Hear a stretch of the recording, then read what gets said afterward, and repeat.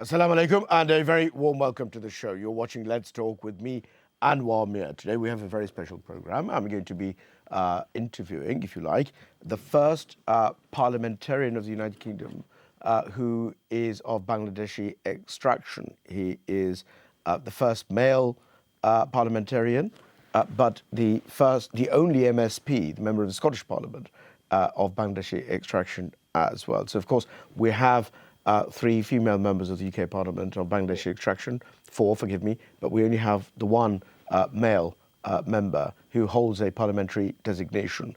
He is with me. He was born in Bangladesh. He works extensively with the British Bangladeshi community, in addition to his already busy duties as a parliamentarian. And he's been making some leaps and bounds. Allow me to formally welcome you to him. His name is Mr.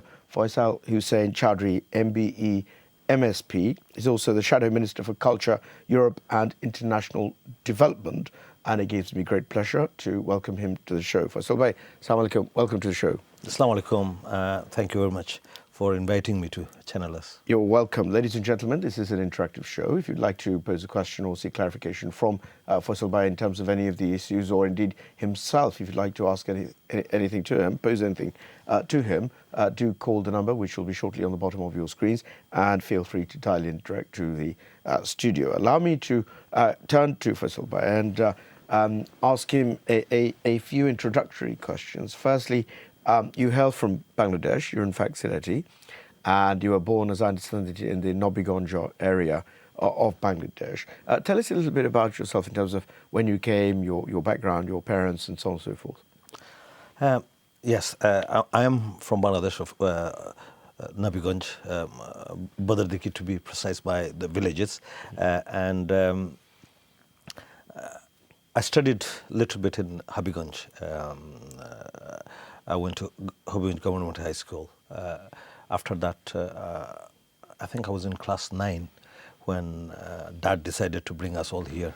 Then I moved to Manchester and stayed in Manchester for a while. I studied in Manchester for a while. Then my uncle, you all probably know Dr. Walid Tassaruddin. He used to live in Edinburgh, and obviously he loved his sister so much. He was always asking us to move down to Scotland. So we decided, I think Dad had no choice, so he thought, let's, so he took Mum and everybody to Edinburgh. And then I started studying in Edinburgh. I studied in Edinburgh for a while. Then when I finished my high school, I was at uni. My dad had a illness where he was in the hospital for 21 days, and I had to decide what to do. So we had family businesses. I started family business with my uncle, and from there on, I was involved in restaurant. And then when you're in restaurant and everything is set up for you, your family has done that. I started doing fundraising, charity, and I had a base, and this is where my life starts. Well, you were very successful in business. You did very well, as well as your philanthropy in terms of your charity, as a result of which you were awarded, recognized by the Queen, and you were awarded an MBE. What made you enter politics? What was the interest in that? How did that come about? I think since very young age, I was very much interested on fundraising, charity, and community work. And as I said, my mama and my sasa, Ghulam Mustafa Chowdhury, they were all, and even my dad was involved fundraising. They, from very little age, when I was a baby, and my uncles and my dads, they started an orphanage in Bangladesh, Daimuddin Etimkhana. And since their own, I've learned it from my family.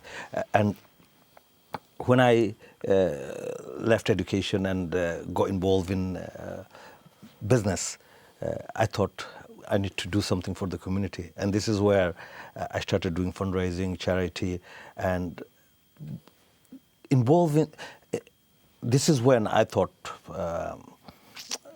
I was trying to help people, and I need to do something. And every time, I mean, I was involved heavily with Equality Council. So I was the chair of Edinburgh and Lothian Regional Equality Council. I was involved with Bangladeshi Association and loads of other community organizations. I used to promote Bangladeshi activities. The reason for that was to teach the local community about the culture, the Bangladeshi culture, and let them understand our culture. And this is when I started celebrating International Mother Language Day, Independence Day of Bangladesh, and started doing other activities. And this is where there's always been, in our community people, there is always something going on, and I will always used to get people coming into us and say, look, can you help us to do this? Can you fill us the forms? Do this and that. And I thought, there is a time where I found that in Scotland especially, hardly anybody was involved in mainstream politics. I don't think anybody was even a member. And I had friends, and I thought, let's join in the party. And during that time, there was, there was a big thing about Scotland becoming an independent, 2014, and I heavily got involved, started up a group, Better Together campaign. And this is when I got a lot of Bangladeshis together and started campaigning. And during that time, I really got involved in mainstream politics. Yes, and in terms of mainstream politics, of course, you're aligned with the Labour Party. And in terms of what you do and your involvement in the Scottish Parliament, a lot of our viewers may not be familiar with the distinction between the UK Parliament, where you have, as we see in the House of Commons, how that framework works, and the Scottish Parliament. Are you able to please, just in a brief nutshell, explain to our viewers how the Scottish Parliament actually works? So you have, of course, as we see, if our viewers watch, say, Question Time on Prime Minister's Questions on Wednesdays, for example, or any other live viewing of the House of Commons. So you see the Labour Party, you see the Conservative Party, and you see amongst them the other independents, and of course, indeed, most importantly, as far as this programme is concerned, the SNP. So the distinction between the SNP, who are represented in Parliament in London, who come and sit in London, and then you've got the Scottish Parliament, which sits in Holyrood. How does that actually work? As you said, PMQs happens on Wednesday. Our FMQs, First Minister Questions, happens on Thursday. As you probably know, the Scottish Parliament is a devolved government, and we have devolved powers, and we make our own legislations. We talk about our local issues, and as Scottish Parliament makes the decision, we have 129 MSPs. Labour, Conservative, SNP, Lib Dems and Greens. And obviously, at the moment, SNP is in power and more or less this works. What happens in Westminster is exactly the same in Scottish Parliament. And as I said, we talk about the devolved power we have. We talk about health, we talk about transport, we talk about the issues we debate. And then it's more or less same as Sure. Westminster. So just so our viewers are clear, you create your own laws. Correct, yes. So we have the law of England and Wales here, and of course the Scottish Parliament is different from the Welsh Assembly because the laws are actually made in Parliament here in London. But with Scotland, you are entitled to have your own legal framework with your own laws. Correct. And so you debate them, and I think often our viewers may well have seen you in Parliament debating and you doing your own participation in those debates. But in terms of the role of an MSP, what would that consist of? Would it be very similar to a Member of Parliament as we conventionally know, or is it slightly different? No, it's very similar. And of course, our job is to represent our constituency, and we listen to their issues. There is certain issues we cannot deal with. We need Westminster Parliament. This is where we redirect them to the local MP. But majority of the things can be taken care of by us in our Scottish Parliament. I see. And you touch on British politics to some extent, but in terms of collaborating with British politics, is there some sort of fusion? Does some of your work sort of interfere? Not perhaps interfere is not the right word, but certainly interact with mainstream British politics. No, we have to. I mean, we do work very closely with Westminster as well. Yeah. As the Labour Party, we all have our shadow ministers in Westminster, and Right. we have a group where we catch up with each other every week, and we exchange our views and our politics. Right, I see. So in terms of Labour Party politics, coming to that, of course, you're a member of the Labour Party, and you come from that particular quarter. As a member of the Scottish Parliament, do you ultimately find that the buck stops with Sir Keir Starmer, for example? Do you answer to him effectively, even though you're a member of the Scottish Parliament? You have Anna Sarwar, who is in charge of your region, if I can call it that. But then ultimately, do you fall under the umbrella of the mainstream Labour Party? Anna Sarwar is the leader of the Scottish Labour Party, Yeah. and of course UK Labour Party in whole. We work very closely. We have our we have our own policy in Scottish Parliament. We of course we liaise with UK Labour Party as well. We're part of UK Labour Party, and as I said, Scottish Labour Party makes their decisions, and of course we exchange our views. And as I said, in Scotland we do things different, and we have our own, own parliament. So when you say you do things differently, I mean, does a whip system operate there as well? Of course it does, yeah. So for example, if the Labour Party wants you to come from a particular perspective in terms of any sort of, not just the law, but any other kind of position that one should take in terms of any particular piece of either not just legislation, but anything at all, does the whip from Westminster dictate how you conduct yourself and how you vote? We have our own whip system, right? And of course our whips will liaise with the Westminster whips as well, right. And that it has to be consistent. We of course it have to be, yeah. And we're not going to be any different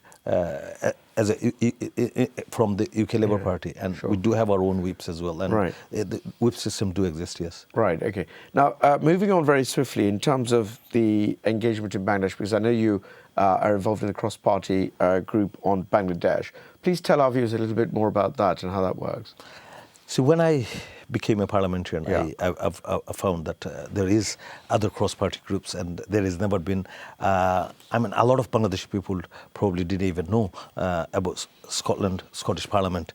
As you probably know, the population of Scotland is not as big as anywhere in England. I mean, the population you have in Tower Hamlet, you probably half of that in whole Scotland. So when I went in, I made sure that I make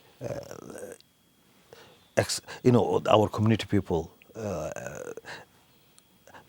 know about the Scottish Parliament, and the only way I thought was to start up a cross-party group where I can work with the Bangladeshi government, Bangladesh High Commission, and the major issue was, I think, came from the COP26, because Bangladesh is in danger of climate, and this is the reason we started that. And I will be very soon. I will be taking a group from Scottish Parliament to visit Bangladesh. And recently, I don't know if you have seen it, that Bangladesh Prime Minister Sheikh Hasina visited the Scottish Parliament as well, and last time she was in UK, I had a meeting with her. So we are working very closely with Bangladesh government to see if we can make a better friendship, better relationship between Scottish Parliament and Bangladesh. And as you probably know, there is a history between Scotland and Bangladesh. The first jute came to Dundee, and that was in Scotland too. Very interesting. And it's important what you say in terms of your interest in Bangladesh. Of course, climate change is a significant challenge for Bangladesh. If the statistics are right and if the forecasts are right, there are worrying times ahead in the foreseeable future as regards climate change vis-a-vis Bangladesh. And that is why the work that you do is so important. And the focus that you have and the attention that you have, you taking a delegation to Bangladesh, if nothing else, will underscore and provide some sort of prominence to this issue, flag up the issue, so to speak, in terms of the seriousness of it and the kind of attention it requires. So when do you go out and what exactly is the plan? I appreciate that a lot of things you can't tell us or our viewers in terms of it being either sensitive or anything else, but just so that our viewers understand what hard work you're doing as regards the piece of the jigsaw for your part in terms of Bangladesh. Well, there was quite a lot of, obviously, I do have quite a lot of constituents from Bangladesh in my area. Because Edinburgh has a significant contingent of British Bangladeshis. Correct, yes. And it's an important issue for them. Correct, yeah. Because according to the science, the whole country could go down under the water, and it's very worrying. It's extremely worrying, yes. It's for all of us. The reason... and even for non-Bangladeshis, because the UK population, with the ties that it has to Bangladesh, the historical, the trade ties, and so on and so forth, the British people don't want to see Bangladesh in that sort of state, does it? Correct. No, of course not. No. And I think there's loads of business link as well with Bangladesh. Yeah, absolutely. And the main issue came up after the meetings that I think one of our main target was to visit the Rohingyas, because at the moment nobody else is talking about the Rohingyas, whereas the Bangladesh is hosting the biggest refugee, and the cross-party group will be visiting Rohingyas. Same time, so we'll be meeting with the ministries, the tourism industry. When I came into the Channel's office, I saw beautiful scenarios of Bangladesh in different places. Some of them I didn't even know myself, and it looks beautiful. I mean, some of the places, if you go, you wouldn't think you are in Bangladesh. So there's loads of things we need to learn, and that's probably the one reason where we've never ever had a Scottish Parliament delegation going into Bangladesh, and that's probably the first time, just to start up something and see if there is something can be done to promote and have a link between the Scotland and Bangladesh. Absolutely. So in terms of your work as part of the cross-party group on Bangladesh, so you've got this visit organised, and hopefully, inshallah, it's going to be followed through. You're going to visit the Rohingya refugee camp as well as interact and exchange views with your opposite numbers and others in Bangladesh and stakeholders in various departments. But aside from that international trip, what other work does this all-parliamentary group do? The Scottish the Scottish Parliament cross-party groups works very closely, and we've been very supportive of Bangladesh High Commission. The current High Commissioner, Saida Munna Tasnim, she's been very extremely energetic, and she's been visiting Scotland every time we need her. So any information we do need, she's always there to help us provide the support. Obviously, we will be meeting the President, the Prime Ministers, and other ministers. But at the same time, I think the information we always needed.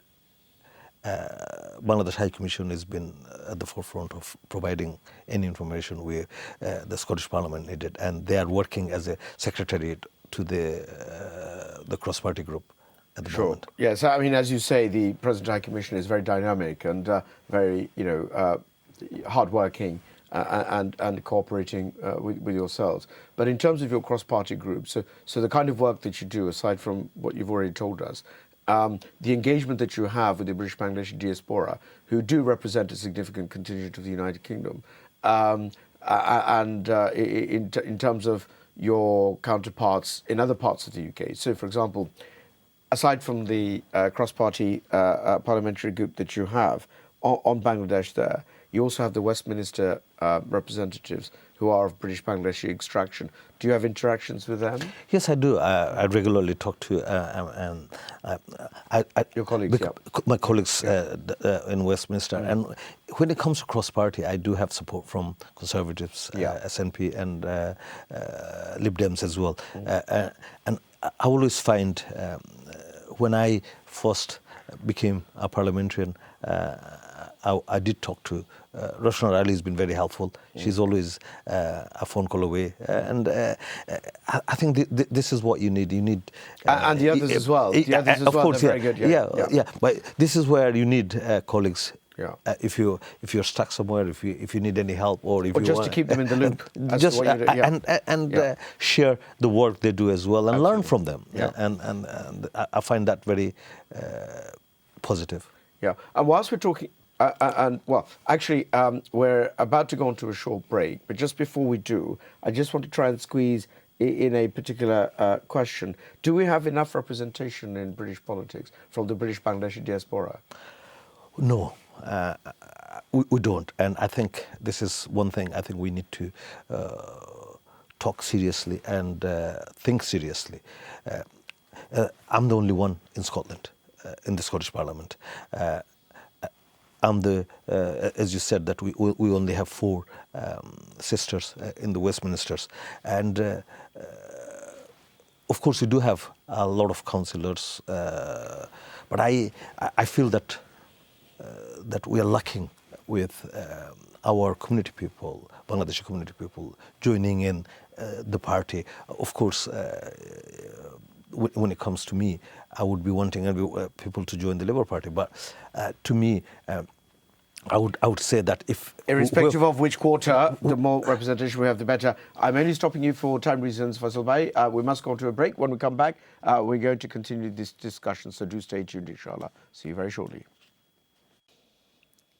Assalamu alaikum. Welcome back. You're watching Let's Talk with me, Anwar Mir. Today we have a special program. I am interviewing the only male British Bangladeshi parliamentarian in the United Kingdom and the only Bangladeshi, of Bangladeshi extraction, MSP in Scotland. He is, of course, none other than Mr. Faisal Hussain Chowdhury, MBE, MSP. And just before we went off air, we were discussing a number of topics of certain interest and learning a bit more about Faisal Bhai. And of course, just a gentle reminder, this is of course an interactive show. Should you wish to participate by posing a question or indeed placing a comment to our guest, do call in. Number is at the bottom of your screens. Let me go back to Faisal Bhai. Faisal Bhai, we've had a little chat about yourself and the kind of great work that you're doing and so on and so forth. Now let me ask you generally about the future politics of the United Kingdom. And this is the kind of work that you've been doing throughout as regards your party, from the Labour Party's perspective. You obviously are aware that not just in Edinburgh, but all around Scotland and indeed the United Kingdom, we're under a particular cost of living crisis. Interest rates are literally through the roof, as is inflation, and the economy is worse for wear. The Conservative Party are clearly, according to the polls, they're doing a bad job because it suggests that your party is likely to be in power next year, and that your party is going to have the unenviable job of restoring the economy of the United Kingdom to make sure that it's viable once again. Can your party do that? Of course they can. I don't know if you've been following Sir Keir Starmer and Anna Sarwar has been involved in various events and giving out plans, and we can do it. We can make it happen. I do feel that there is a change coming, and we do need a change. And Labour is the change this country needs at the moment, because Labour knows the priority, and I feel that the current government is lacking on priorities.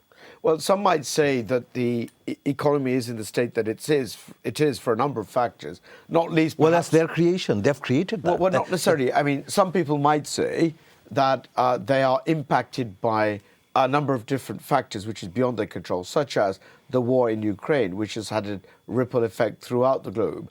Every country is suffering from the consequences of the war, so be it in terms of the economy or other sorts of factors, the shortage in food, for example. I mean, Ukraine is a huge producer of wheat and those kinds of staples. And the impact that it has on those sorts of restrictions has a great impact in terms of Russia and the oil-producing status of that particular country.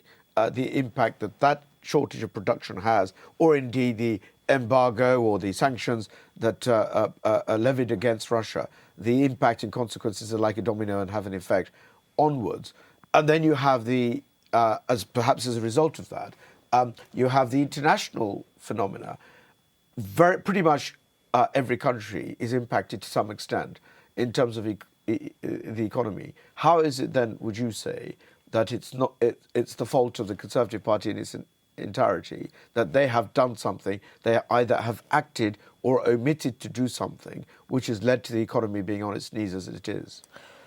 Well, of course, Europe, the war, the pandemic caused a lot of issues. But if you go back, you cannot just blame the pandemic and the war.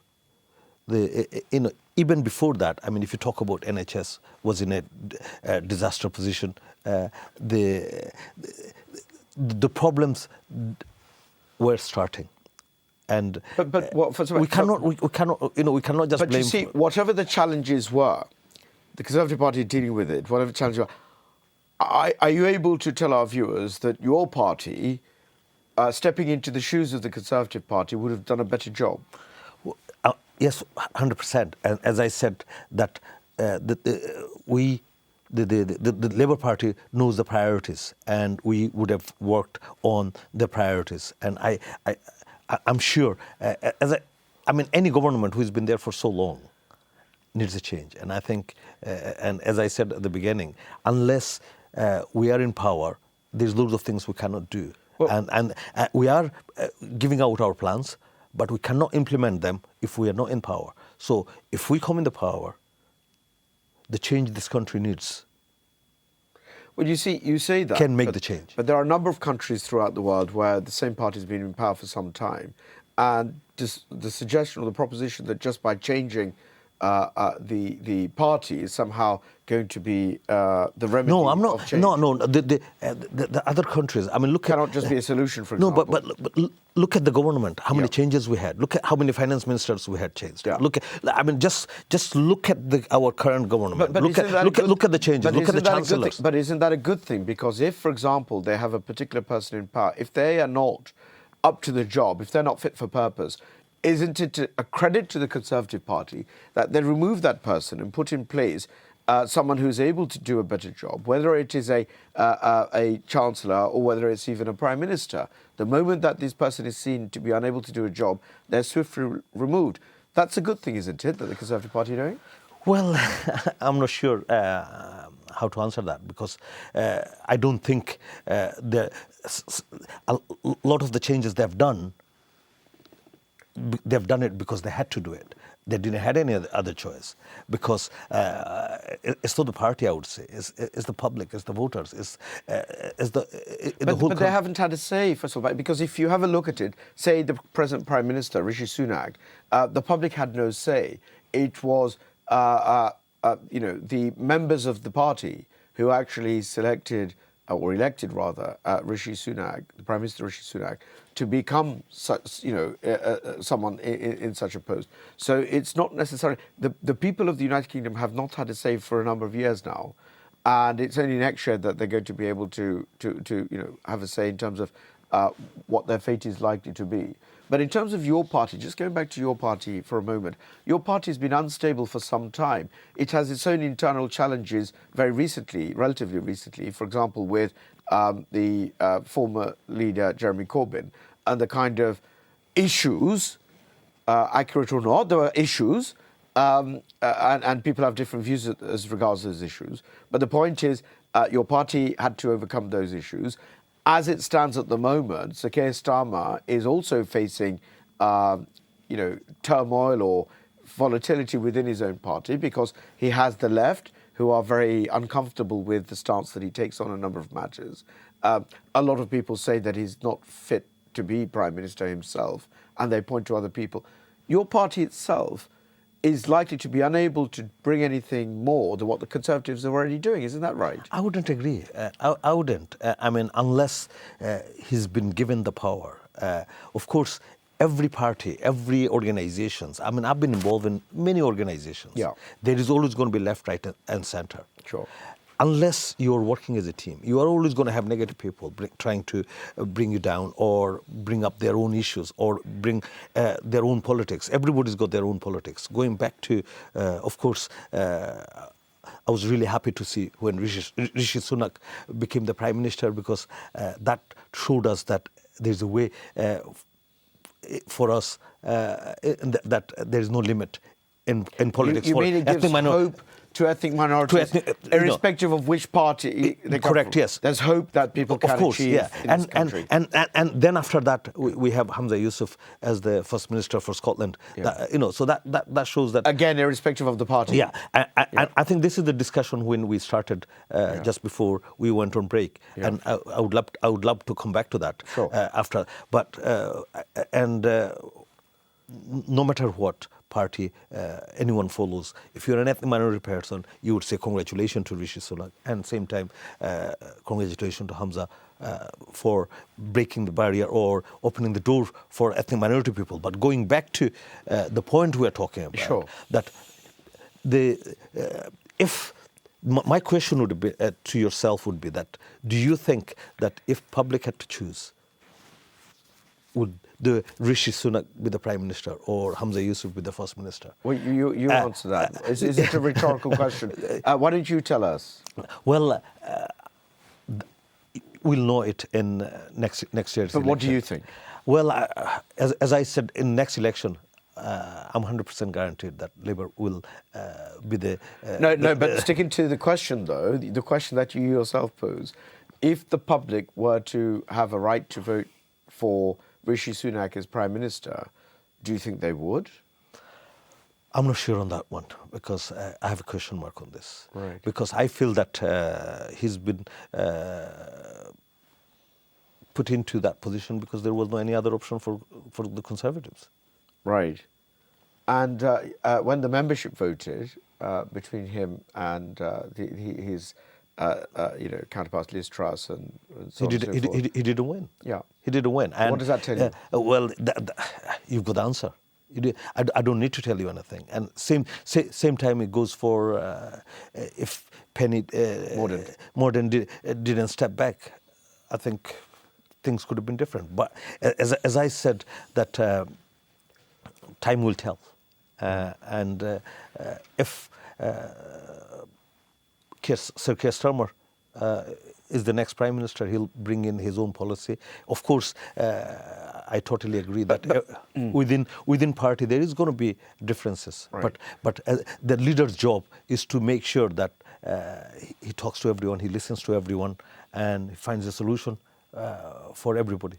I see. Now, you make some very important points in relation to race relations, and of course, I know that that's an area that you have a particular interest. You've worked extremely hard over the past few decades, specifically on these, in order to be able to have a better Great Britain, where race relations are, such that everyone can have a place, and that's why you touch on the significance of people such as Prime Minister Rishi Sunak or Anas Sarwar or Hamza Yusuf, for example. And we have a number of other examples aside from people like yourself, for example, where you have people of extraction overseas. And indeed, in Parliament now, we see a rainbow of colours on countries being represented in terms of ancestral homes. But in terms of engagement with politics generally, what is your view on the fact that we have people in other aspects of politics as well? For example, we have Sadiq Khan as Mayor of London, and the likely contender opposing him, a person of Bangladeshi extraction, Muzammil Hussain KC. So I see you break a smile, and I appreciate that he's not from your party. But the fact is that he's an interesting choice in the event that he becomes their candidate. Isn't it the case, as you were very rightly pointing out, it's normalizing the presence of people of foreign extraction in the United Kingdom, engaging, interacting, and assimilating to some extent in politics. And we have a number of other examples throughout the length and breadth of the UK, not just in the Assembly, for example, the London Assembly, all sorts of aspects of politics. Aside from the numerous councillors that you've already mentioned, your vision of the foreseeable futures ahead, what do you see with these, with the snowballing of activity in terms of politics from people of foreign extraction? It's confirmed that the politics is changing. Yeah. People are getting involved in politics, and sorry, forgive me. I should mention also as well, and it would be amiss of me to not, Baroness Udine, for example, at the House of Lords, and as I say, again, her colleagues. There are a number of colleagues from parts of India, former East Africa, and indeed Africa itself. So I should just briefly mention her, not to sort of like Do you know that, when people like us came in politics, or people who is thinking of joining politics, of course they will. If you live in Scotland, you look at Hamza Yusuf, you look at Anas Sarwar was the first Muslim leader of any big parties. Major party, any major parties. Yeah. And of course, those sort of things do encourage. And then you look at Rishi Sunak, and if you look at the cabinet as well, it does say that, it shows that people coming from different countries, they're bringing in different ideas, they're bringing in, they're getting involved with local community and local politics. And as I said, I can see politics is changing, and who knows that in Wales we might have, Bangladeshis. They certainly show an interest, don't they? And also, is it not right that it's on both sides of the divide? Because you also have in the Conservative Party, for example, we've seen Sajid Javid, although he's taken a back seat at the moment, but people like him as well, very high positions held by people who have ancestral homes elsewhere, who have come from that extraction, and they've actually done very well, haven't they? Because the kind of posts that they had, and to be fair, they did a fair job, didn't they? They did quite well for whatever portfolio that they were prescribed to do. You have a number of other examples, and we could be here all day. Nadim Zahawi, Kwasi Kwarteng. I mean, as I say, many, many examples, dozens of examples, as I say again, on both sides of the house. My question to you is in terms of race relations, despite the fact that we are having increasing representation, nevertheless out there, the general public still is very concerned as regards immigration. If you look at the comments that people place on, say, Daily Mail news reports, you can make a comment, and if you look at the ticks and the red arrows and what have you, it is rather concerning. There is an alarm as to the numbers of migrants in the United Kingdom, or people of colour in the United Kingdom. How does one reconcile that? Because on the one hand, you've got the first, second, third generation migrants playing an instrumental part in British society, in your case in politics, but on the other hand, you've got Middle England who are very concerned and very alarmed at the increases in migration.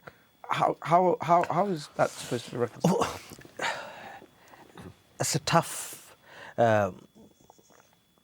question to answer, but as a politician, I do see myself as well. A lot of now I've stopped looking at my social media or Twitter accounts. Whatever we do, we are always going to get haters who will make negative comments. They will make a comment by saying. Did you actually get that? Of course we do. Right. And I don't think I'm the only one. Abuse and harassment. And I do that. I do get it. And I'm sure all my other colleagues, every single name you mentioned, are probably going through that. And sometimes we are in a very difficult situation. We have to think twice before we say anything, how people are going to be taking that. And it is worrying. I remember during my campaign. But you're trying to make Britain a better place for everyone. Mm-hmm. Racism do exist, and we cannot deny that. If you look at sports, if you look at, if you talk about history, if you talk about colonialism, you talk about education, racism do exist. This is the reason why I am trying to bring in, and I am talking to my colleagues, and when I go back to the parliament, I will work on a bill to teach students about racism, colonialism, and other things from the primary level. And I feel that if we can teach the students from the very, very young age, they will know about your culture, my culture, everybody else's culture, other people's religion, and start respecting each other. I mean, look at what's happening in cricket. Look at what's happening in every other sports. So it's heartbreaking, even though in politics or sports, if you look at sports, if you look at football, look how many ethnic minority players are playing in this football, but still the hatred is still there. If I don't know if you can remember Saka or Rashford, when they score a goal, they're fantastic, they're a hero. But if they miss a penalty, they become the biggest villain. So the same goes for politics as well. So I mean, we could be doing the best thing in the world, but all of a sudden you'll see negative people start talking about. I saw on the Twitter just a few days ago when one of my colleagues met an ambassador from Pakistan. On the Twitter is full of say, why is he meeting the ambassador of Pakistan or Bangladesh or India, so it's just doing his job. It's their job. They're doing their job, and people should respect each other. People should learn about the job we do. I feel that. But that must be very hard, because on the one hand, you're doing it with the only purpose of trying to make this country more cohesive. And then you, as a family man, have got to face these sorts of vilification, the abuse, the harassment, on a day-to-day basis. And, but then you've got, on the other hand, people who are relying on you, looking up to you, knowing that you're the person, and people like you have got the power to make a change. And they need you to do that. So you're sticking your neck out to do things because people need you to do these things. But then you're facing the brunt of it. Yeah, but the thing is, though,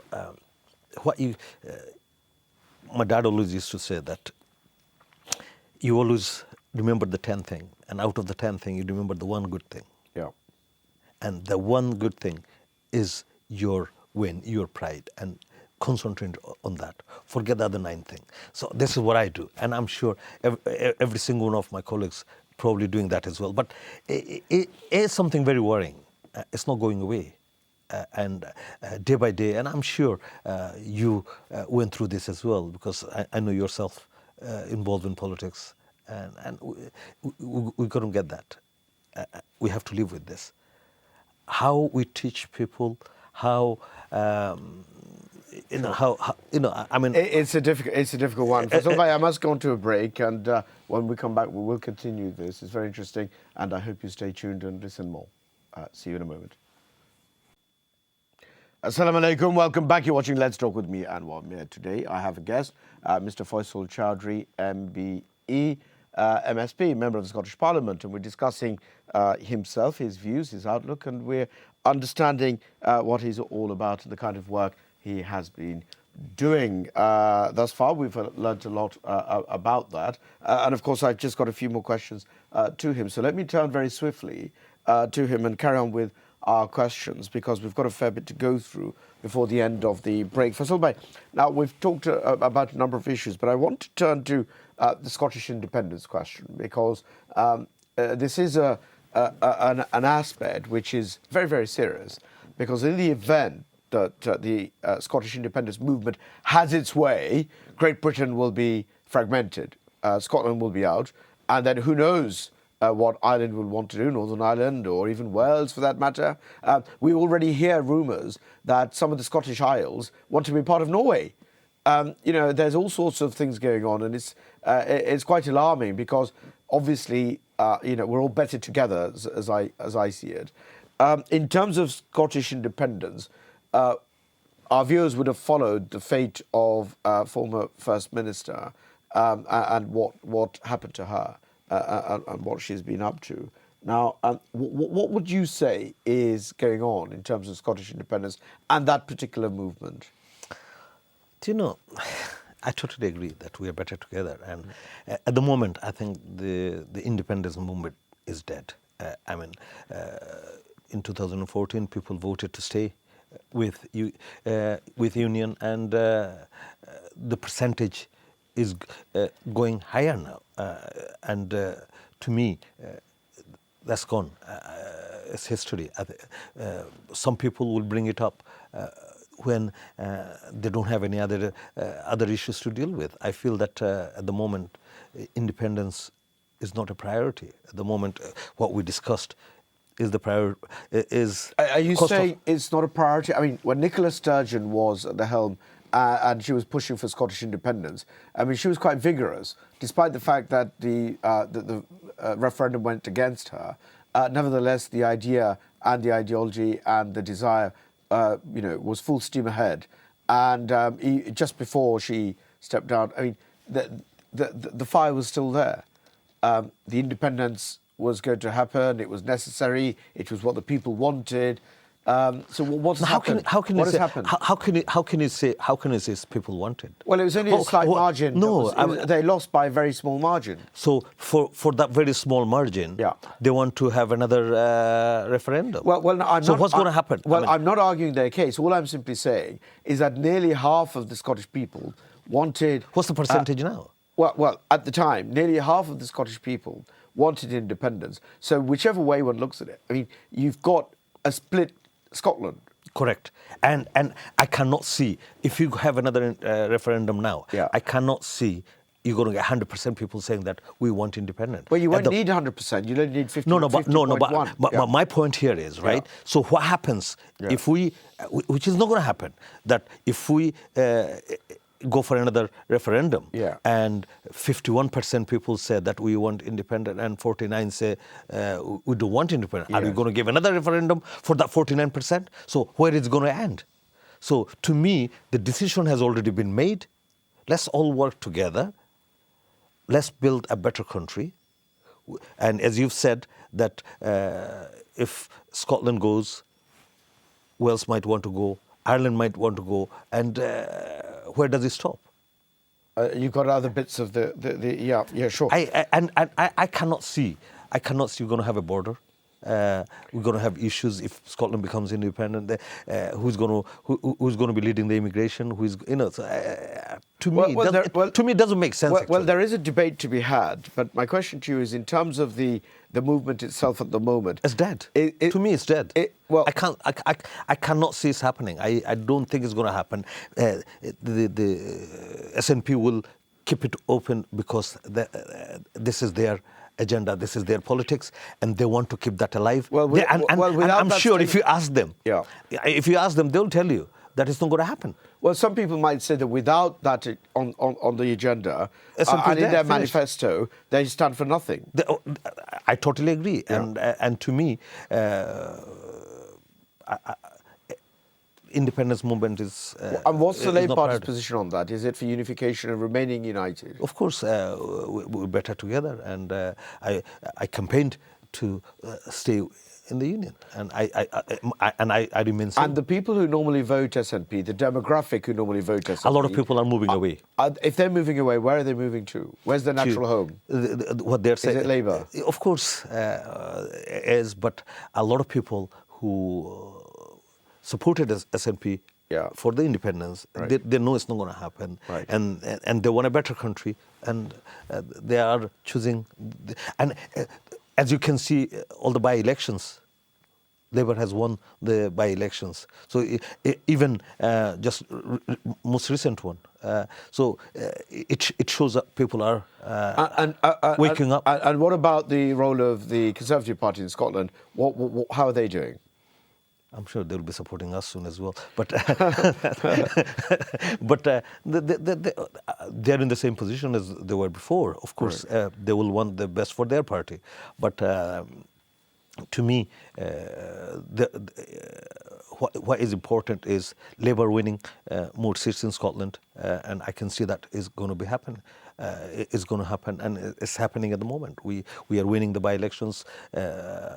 Members are coming back to us. A lot of people were bitter, but things are changing. Politics is changing, and I can see positive, and I can see Labour government next year. Sure. And where next for you? What happens next? What's the vision? What's the dream? Well, I want to see in Scotland we have a Labour government too, and we need to work hard on this. We need to do what we are doing. I need to do what I'm elected for, to support my constituencies, to be with whenever anyone need me. And you'll probably see that I've been nominated by the Holyrood Open All Hours. That tells probably that I'm always available. I'm always in the listening mode. I want to listen to people. I want to be the voice for people. And as I said, I want to see us taking over the Scottish Parliament as well. Right, and in terms of the work that you do, I appreciate that you've got the political hat that you wear in terms of your party and representing your constituents. But in terms of the wider work and the wider dream of what you're about, what Mr. Faisal Chowdhury, MBE, is about, in terms of what you would like to see, I know you'd like to see race relations at at an acceptable level where people have less divisiveness and more cohesion within communities. And you're not just talking about Edinburgh, you're of course trying to see a rollout throughout the United Kingdom as a whole. You also want to see your philanthropy flourish. My question to you is, apart from the hard work that you do for your constituents, the wider work that you do, for example, you gave us the plan that you have of going to Bangladesh and doing your activities there. As regards your ambitions or as regards the foreseeable future, what could we expect from Mr. Faisal Chowdhury, MSP?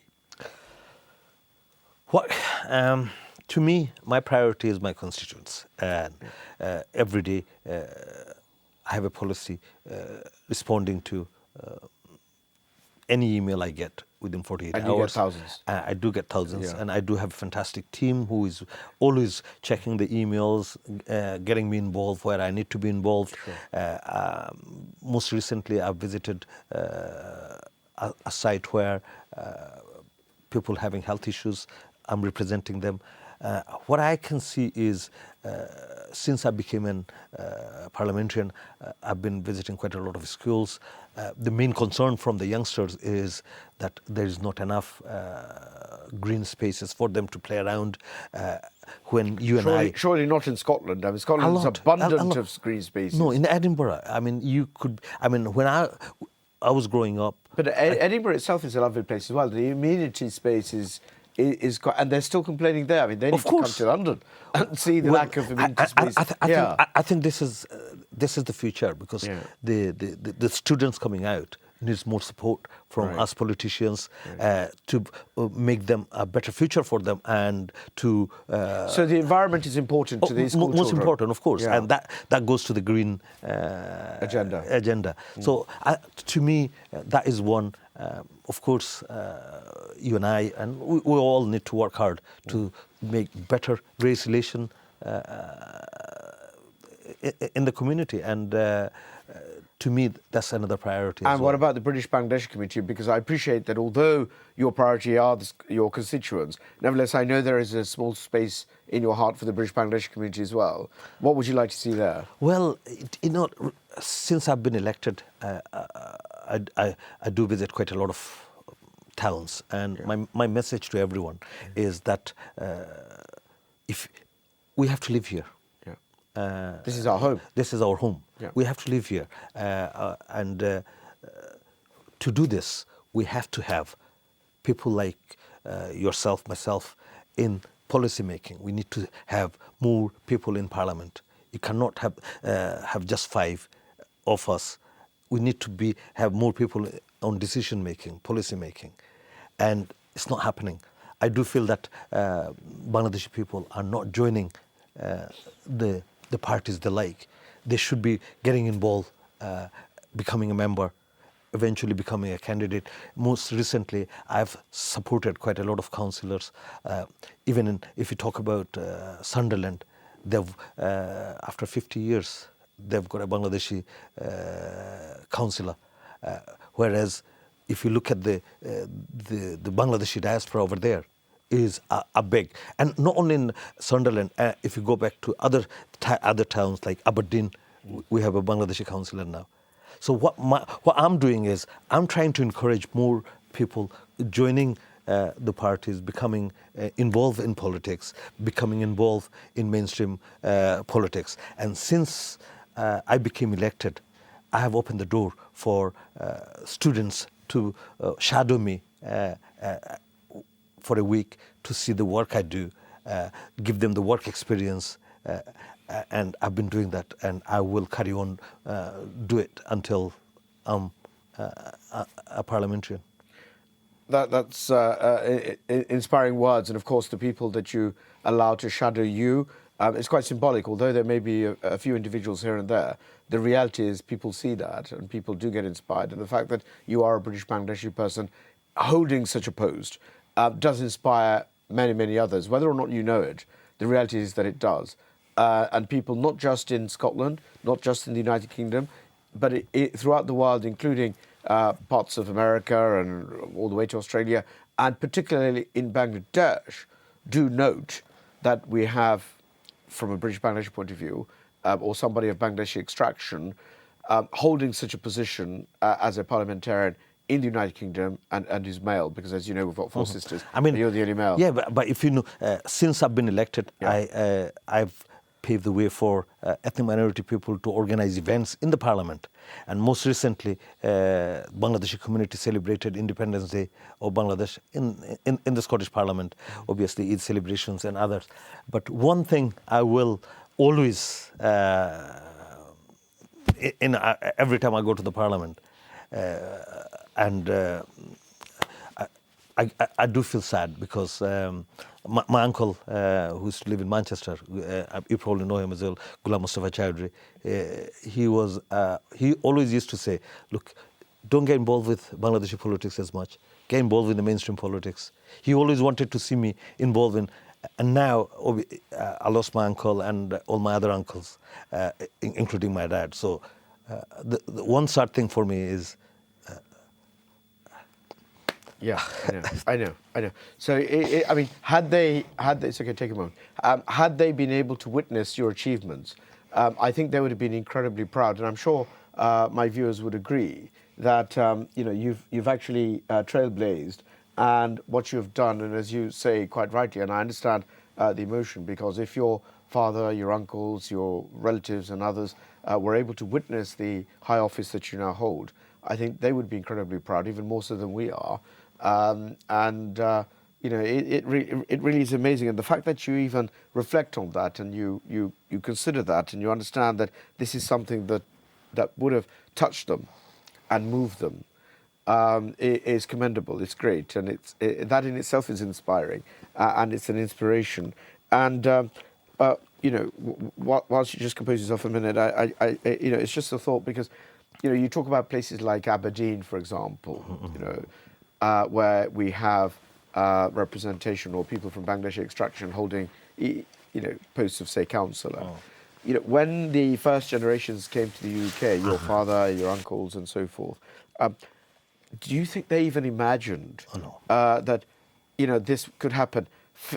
Forget somebody as a parliamentarian, even councillors in places as far-flung as Aberdeen. Maybe London, okay, a diverse place where there's already settlements of Bangladeshis, but places like Aberdeen? Did they even imagine? No. I mean, councillors in Salisbury, councillors in Hove, people who then become mayors and so on and so forth. Did our forefathers ever imagine that No, would no, be no. the case? I don't think so. And you're quite right to be moved by that. You're quite right to be. You have every right to be moved by that because you have materialized their dreams. But do you know one thing? I must say that since I became elected, and I'm sure it's same for every other colleagues of mine, that the love from the Bangladeshi community in every town, everywhere we went, including yesterday, I was in Tower Hamlet, and the love from our community people has been unexplainable and is touches my heart and is something I will admire all my life, and I'll remember and cherish that because I think this is something I've never seen the other side of that. Why our people feel so proud of us, and. I must say thank you to everyone and all the prayers and all the love they've given us, and including yourself. And I remember you calling me and congratulating me, and so many people. And it shows that it's coming from their heart. And I would request them to keep them in their prayers. And of course, we are human. We're going to make mistakes. If I do, my phone is always on. You can just pick up the phone and say, Faisal, what are you doing? So I'll be happy to listen to that. We've had a few midnight conversations, you and I, but it wasn't saying you're doing anything wrong. It was to the contrary. But going back to our elected positions and elected councillors, I'm really proud of our women. Bangladeshi women coming forward as well. Of course, breaking down even more barriers. Of course, in Parliament, I'm outnumbered. They're dominated it. But when it came to the council, I saw a lot of female councillors, and they've done fantastic. Well done to them. It shows that Bangladeshi women are coming forward, getting involved in mainstream politics, and hats off to them. Well, you're absolutely right to flag that up because at the end of the day, not everybody can become a parliamentarian or a councillor and what have you.